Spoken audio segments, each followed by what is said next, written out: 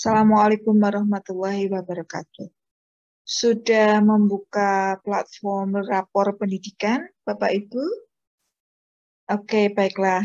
Untuk kali ini kita akan mencoba memahami rapor pendidikan. Informasi-informasi apa saja yang dapat kita dapatkan dari rapor pendidikan masing-masing sekolah Bapak Ibu? Yang pertama, kita akan membahas sekilas ya, sebelum masuk ke pembahasan, sebelum masuk ke rapor itu sendiri, Bapak Ibu perlu mengetahui beberapa hal. Yang pertama ini penting sekali adalah AN, ya, atau Asesmen Nasional, tidak menghasilkan skor individu murid, guru, maupun kepala sekolah. Oke, ini yang pertama ya. AN tidak menghasilkan skor individu murid, guru maupun kepala sekolah. Oke. Kemudian tujuannya adalah untuk mendorong refleksi dan mengurangi tekanan. Skor sekolah hanya dapat dilihat oleh sekolah masing-masing serta dinas pendidikan. Jadi ini sifatnya private ya, karena ini nanti akan digunakan untuk feedback bagi sekolahan masing-masing. Kemudian hasil ditampilkan dengan menghindari ranking dan pelabelan negatif terhadap sekolah dan daerah.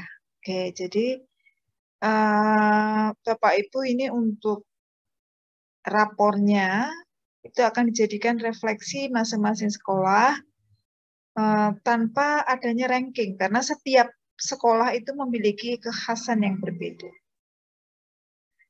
Yang pertama nanti akan di rapor Bapak Ibu akan melihat di sebelah kanan sendiri ya, di rapor Bapak Ibu itu akan ada tulisan level. Nah, yang dimaksud ini untuk level di situ akan tertulis level 1, 2 dan 3.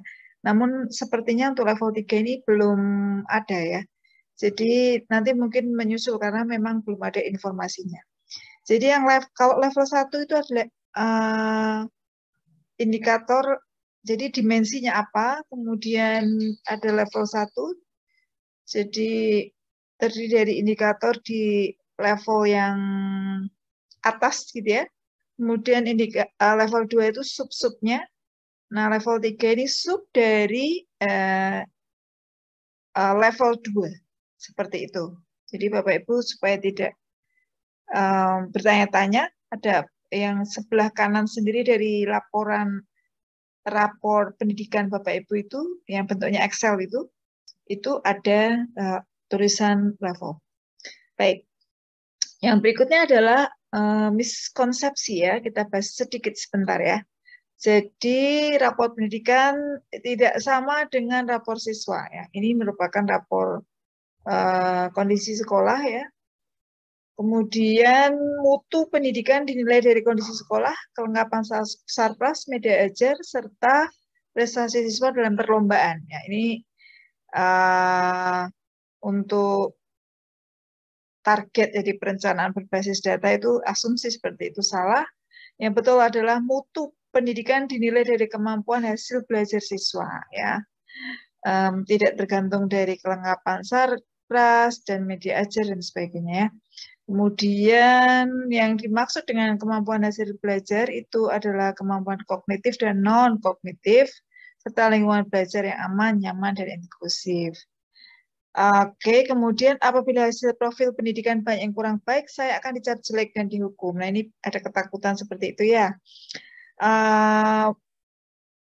Yang betul adalah profil pendidikan bertujuan untuk memotret mutu pendidikan untuk dilakukan perbaikan berkelanjutan. Ya, ini bukan alat untuk menghukum.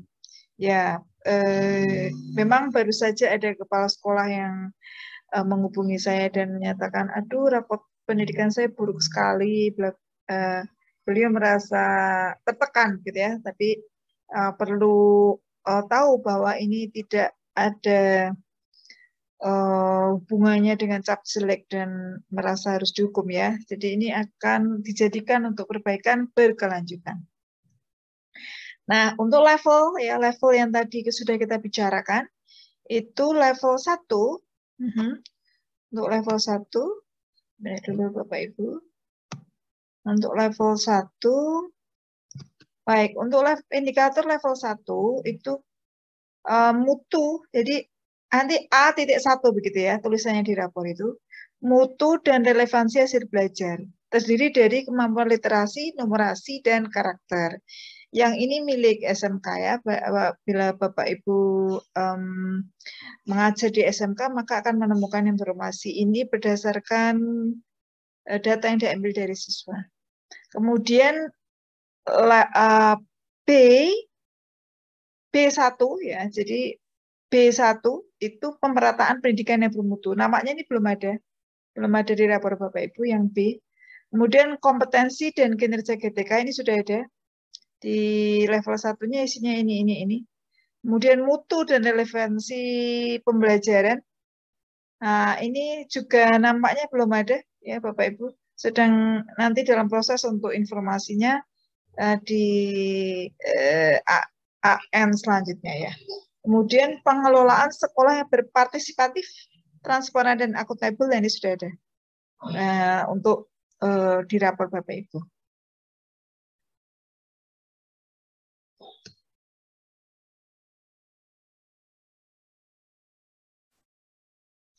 Hasil AKM pada AN memetakan kompetensi murid ke dalam 4 tingkat. Nanti di rapor Bapak Ibu itu ada 4 tingkat untuk kompetensi literasi membaca, perlu intervensi khusus,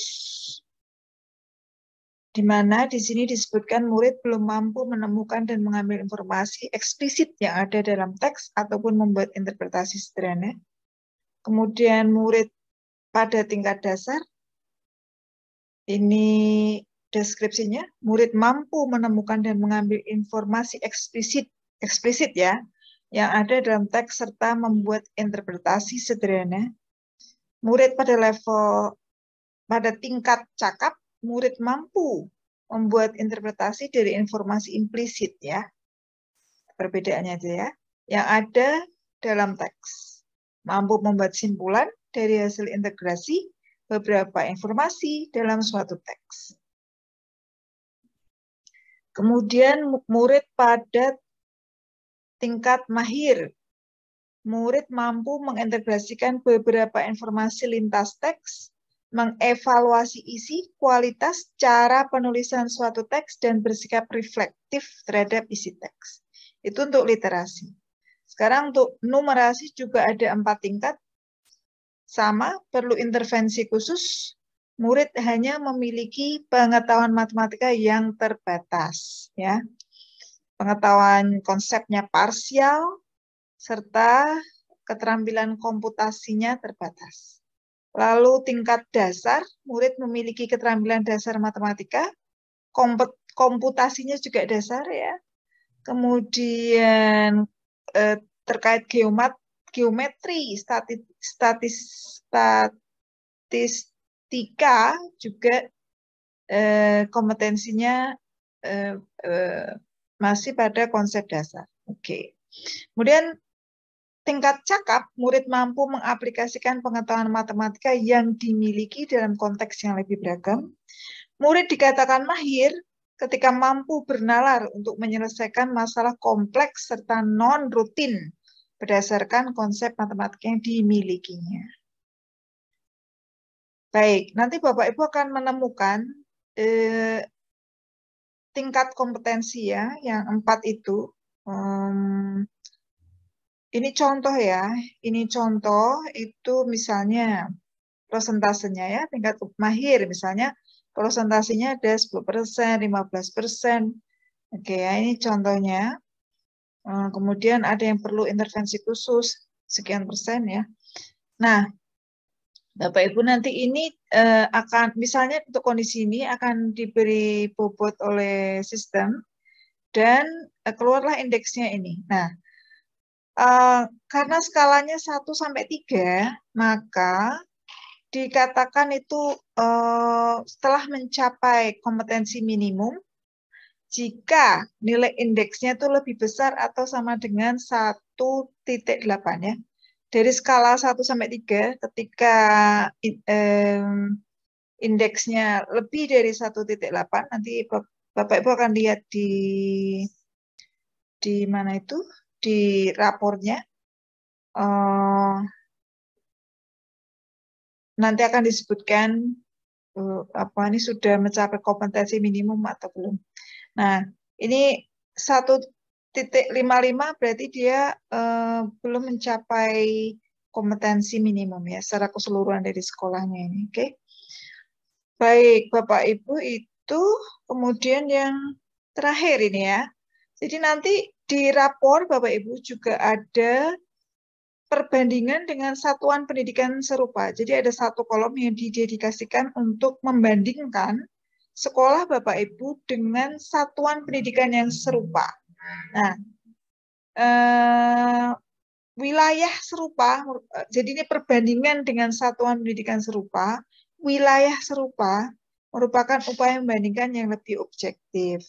Serupanya di sini ditinjau dari kondisi akses satuan pendidikan dan sosial ekonomi murid. Baik, mari kita lihat contoh rapor dan cara membacanya.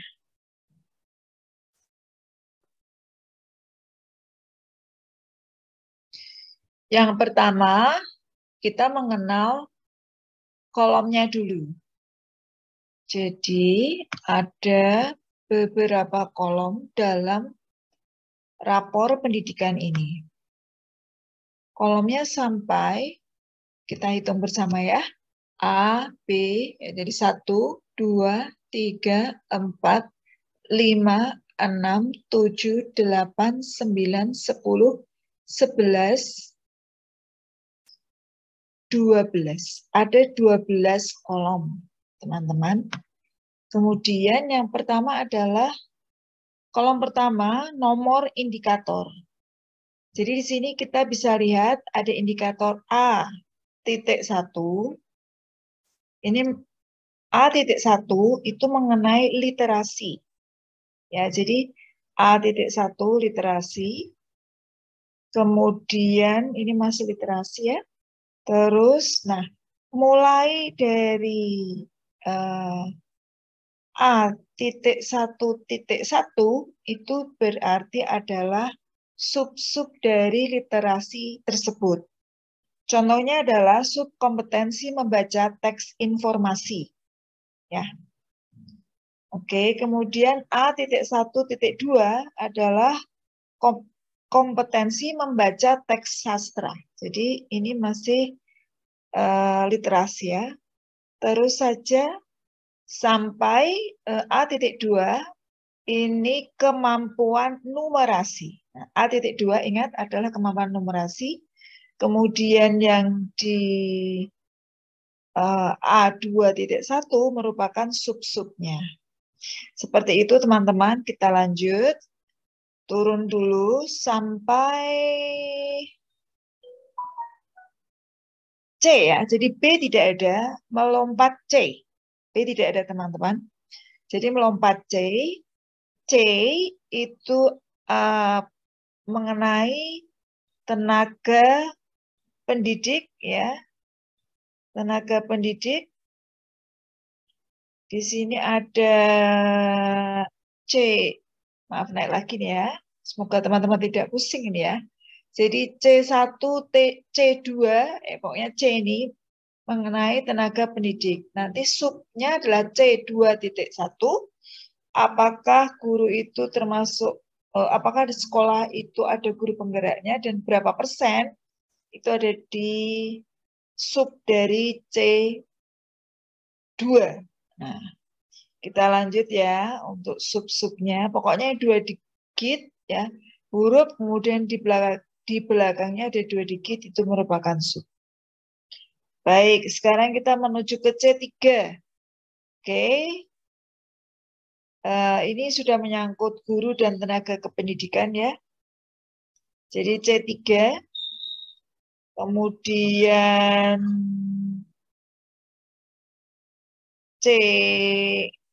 C4 tidak ada, adanya langsung C5. Nilai uji kompetensi guru, nilai UKG guru. Kemudian di sini subnya ya, dari nilai UKG itu ada pedagogik, profesional, pedagogik dan profesional. Kemudian kehadiran guru, kemudian kehadiran guru, jadi kedisiplinan ini ya. Terus sub-subnya, C7 tidak ada, langsung C8 yaitu pemenuhan kebutuhan guru.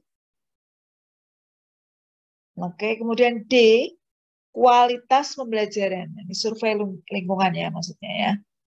Oke, tadi manajemen kelas, dukungan afektif, kemudian aktivitas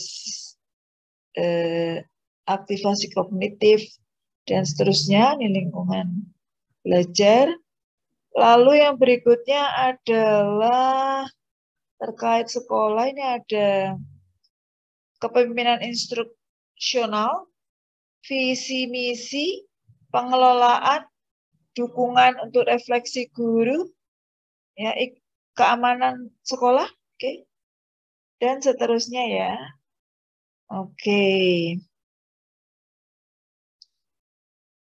Toleransi agama dan budaya untuk D8.1. Jadi di D8 ini iklim kebinekaan itu terdiri dari toleransi agama dan budaya, ada sikap inklusif di sekolah tersebut ya, berdasarkan data yang didapat, kemudian dukungan atas kesetaraan, dan seterusnya ya, saya turun. Lalu teman-teman, partisipasi warga sekolah ya, E.1 partisipasi warga sekolah, lalu sub-subnya partisipasi orang tua, partisipasi murid, proporsi pemanfaatan sumber daya sekolah untuk peningkatan mutu, ya. Subnya proporsi pembelajaran, peningkatan mutu guru dan tenaga kependidikan. Oke, dan seterusnya. Oke, sampai bawah. Oke, ini ya, terakhir Baik, sekarang untuk kolom kedua, saya naik lagi nih teman. Untuk kolom kedua, nama indikator kemampuan literasi, nilai sekolah Anda. Nah, nilai sekolah Anda 2,44. Dideskripsikan di atas kompetensi minimum. Jadi kategorinya di atas kompetensi minimum. Baik. Ini karena kita lihat ke pojok kanan ya. Teman-teman saya bawa ke pojok kanan, semoga tidak bingung. Oke, nah pojok kanan ini dia ini level 1 ya. Level 1 artinya dia nanti mempunyai sub-sub. Kemudian yang berikutnya rentang nilai 1 sampai 3. Maka nilai 2,44 ya. 2,44 maksudnya di atas kompetensi minimum. Oke.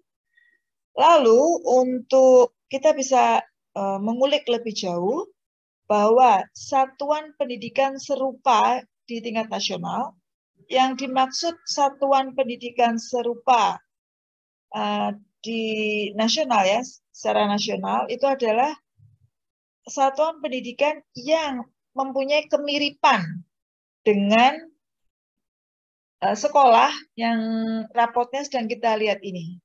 Oke, ini contoh SMP 12 Semarang ya. Jadi sistem memakai artificial intelligence ya, memakai AI itu menemukan ada satu sekolah yang mirip dengan SMP Negeri 12 ini. Entah itu mirip, jadi kemiripannya bisa ditinjau dari berbagai hal, misalnya sarpras, siswa, latar belakang sosial siswa, GTK, apalagi ya, kondisi geografis dan sebagainya. Nah, itu sekolah yang mirip dengan SMP yang sedang kita lihat rapot pendidikannya ini mendapatkan nilai 1,7, berarti lebih tinggi SMP ini ya, yang sedang kita telaah rapotnya ini ya. Kemudian rata-rata kabupaten kota 1,99 untuk aspek ini ya, untuk aspek kemampuan literasi ini. Jadi 1,99, provinsi 1,89, nilai rata-rata nasional 1,7. Oke. Ini definisi indikatornya ya. Yang dimaksud dengan kemampuan literasi itu indikatornya ini sesuai yang ada di sini. Oke, jadi karena ini di atas kompetensi minimum, maka dideskripsikan bahwa peserta didik di sekolah menunjukkan tingkat literasi membaca yang cakap dan cukup banyak peserta didik berada pada level mahir. Nah, mari kita lihat bagaimana bisa menyampaikan bahwa cukup banyak berada pada level mahir. Kita lihat di sini teman-teman, yaitu ini subnya ya, sudah mulai masuk ke subnya. Oke, lihat. Oh, belum ya. Yes.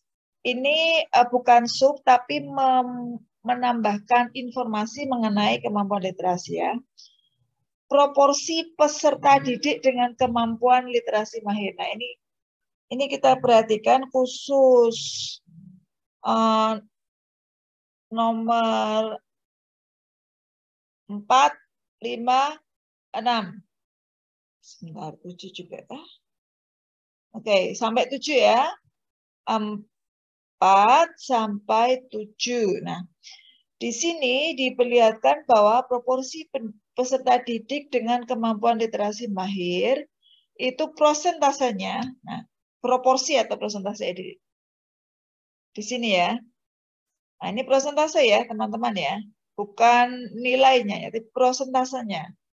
Itu ada 48,89% dari jumlah keseluruhan siswa di SMP ini.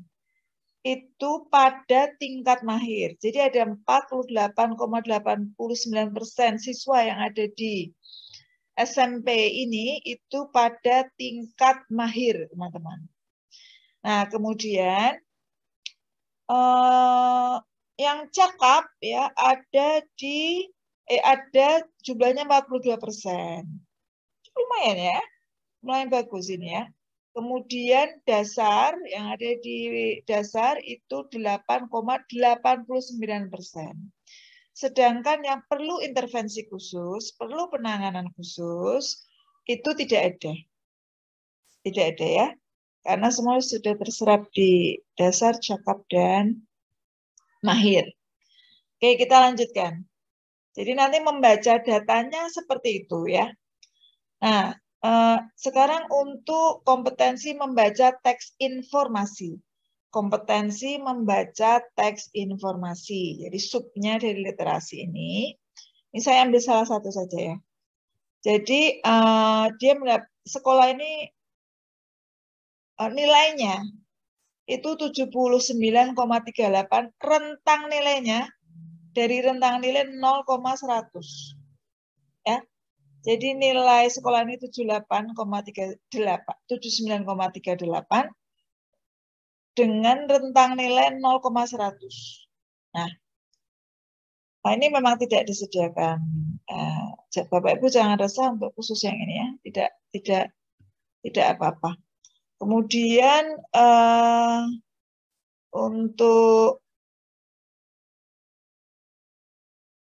untuk sekolah yang mirip ya dengan sekolah dengan satuan pendidikan ini nilainya 56,1. Jauh ya.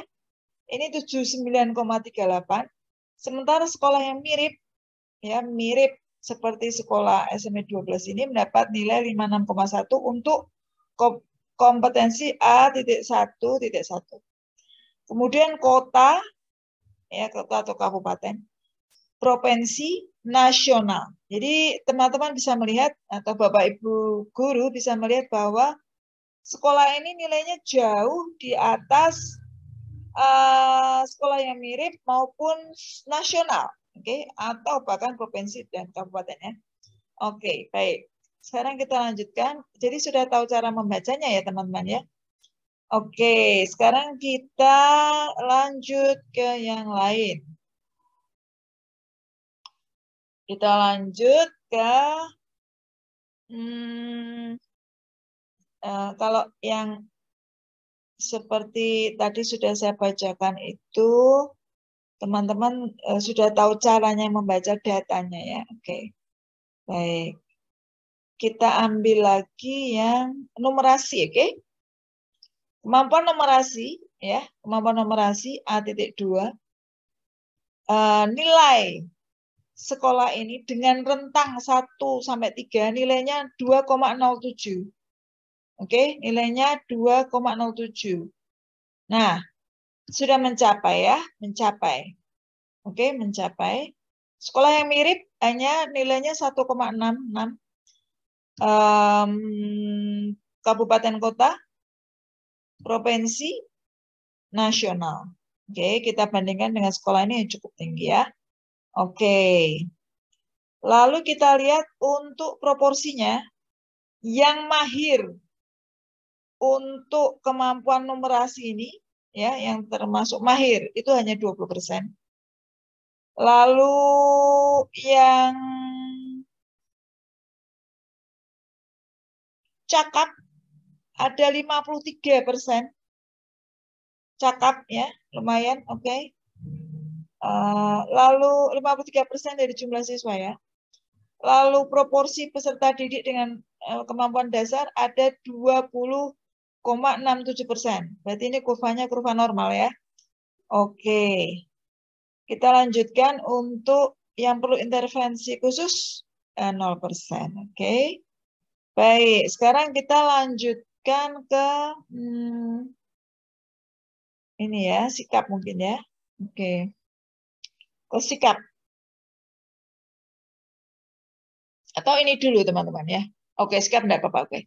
Sikap kita lihat ya untuk yang utamanya karakter, oke ya. Survei karakter ya. Untuk karakter itu nilai dari sekolah ini 2,74 dengan rentang 1 sampai 3 ya. Berarti cukup tinggi, oke. Sekolah yang mirip 2,12, kabupaten kota 2,29, provinsi 2,15. Lalu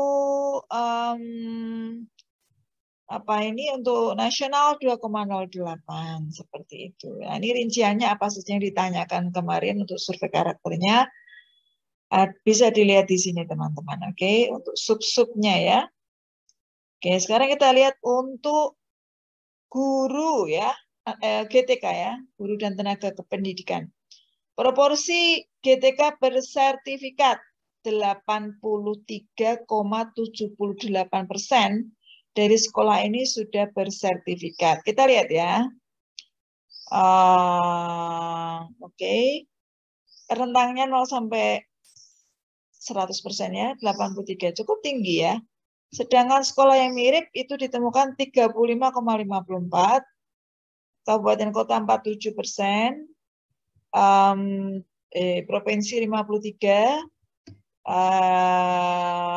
nasional 36. Oke, karena nasional, provinsi, dan kabupaten kota ini kan datanya dari banyak sekolah ya yang bervariasi sehingga ditemukan data-data ini. Oke. Sekarang kita lanjut untuk proporsi GTK penggerak. Oke. GTK penggerak ini indikator belum relevan, artinya ini kalau dari data ini didapati bahwa jumlah GTK yang masuk ke dalam program guru penggerak dibagi total guru ya. Misalnya ada 2 saja dari 48 misalnya ya. Maka memang prosentasenya kecil sekali ya. Dan ini terlihat ya prosentasenya kecil. Bahkan untuk ini GTK ya. Ini totalnya berarti ya. Ya berarti ini memang masih kecil ya. Memang masih kecil. Kemudian kalau ini hanya guru saja. Nah, kalau guru saja coba kita lihat. Oke, ternyata juga belum ya. Belum signifikan, oke. Ya memang rekrutmennya juga mungkin di sekolah itu hanya 2 atau 3 ya, mungkin bisa ditingkatkan lagi nih teman-teman. Oke, baik, kita lanjut untuk yang lain, indikator yang lain coba. Kita link satu ya, satu saja terakhir, oke? Pengalaman pelatihan GTK. Baik.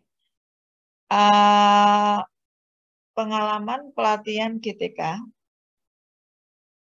itu nilainya sekian ya, 26,67 dari